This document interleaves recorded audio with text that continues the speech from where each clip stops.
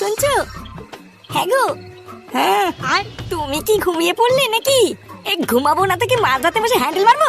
এত রাতে গাড় পিয়াজি না করে তুমি ঘুমাও। বলছি শোনো না, তোমার কি এখন আর আগের মতন ইচ্ছে করে না নাকি?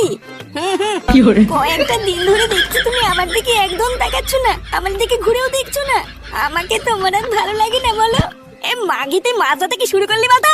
ভুদা সেই থেকে গুদর গুদর গুদর গুদর করে যাচ্ছে। হ্যাঁ, এখন আমার কথা তো তোমার কাছে গুদর গুদরি মনে হবে। সব রস মিটে গেছে না, এখন কি আর আমাকে ভালো লাগে? ভুদা তুই কি থামবি নাকি আমি উঠোনে কি সব? আমার আর ভালো লাগে না এই সংসার।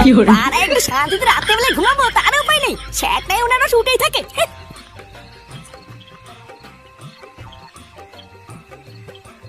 বাবা আমি আমি বাবা ফাটা। এই বাড়াগুলো মনে হচ্ছে আজকে ঘুমাতে দেবে না রে।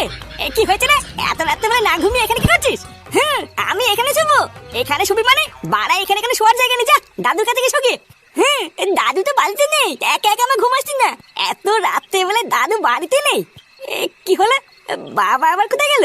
দাদু বাড়িতে নেই তো কি আছে? যা ঠাকুমার কাছে গিয়ে শুকি, যা এখান থেকে যা, শান্তিতে একটু ঘুমাতে দে। লেওরা সারাদিন পর একটু শুয়েছি তাও শান্তি নেই।